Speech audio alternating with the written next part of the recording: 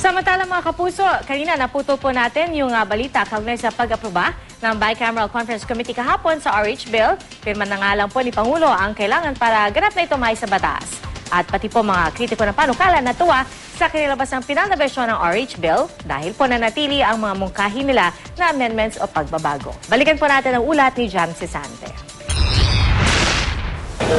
Matapos ang 5 oras ng paghimay sa magkaibang bersyon ng Kamara at Senado ng Reproductive Health Bill, masayang inanunsyo ng Bicameral Conference Committee. Aprobado na ang pinag-isa at pinal na bersyon ng panukala.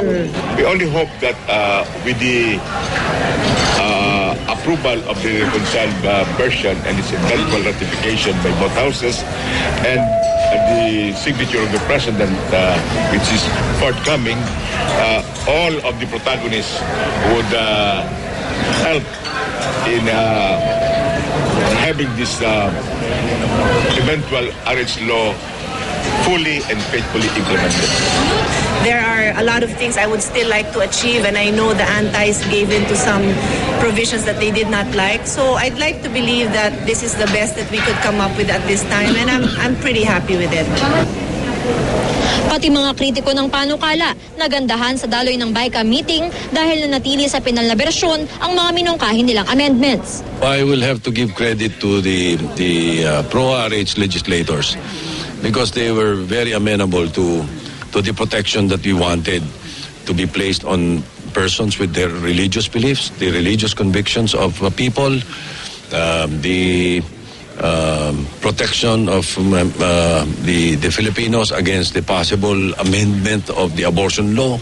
Diba? Siniguro natin na wala ito.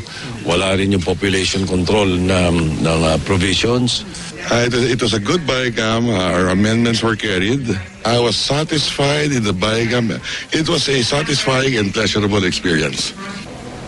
Sa ilalim ng RH Bill, responsibilidad ng gobyerno na magbigay ng libreng reproductive health services sa nangangailangan at kailangang tulungan ng national government and local government units sa pagtupad nito sa pamamagitan ng pagbigay ng pinansyal at teknikal na suporta para sa mga pampublikong health institutions at proyektong pangkalusugan.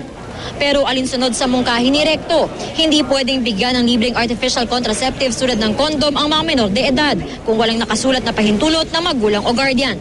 Hindi dapat palitan ng pamahalaan ang responsibilidad ng magulang, lalo sa likod ng magulang na bibigyan ng contraceptives, yung mga bata. So hindi tama yun. So that was carried also. So minors will not have access to contraceptives unless may paintulot sa magulang. Now, if a minor is already a parent, pwede na yun. Kailangan ding ituro ang reproductive health education sa mga pampublikong paaralan simula edad 10 hanggang 19. Iba ang sitwasyon para sa mga pribadong paaralan. The DepEd shall come up with a common curriculum which the private schools may adopt. Easily required, and the basis for that was the reality is in many private schools, many of our religion-based, there is teaching of reproductive health. Kukunin ng pondo para sa RH Bill sa pondo ng Department of Health.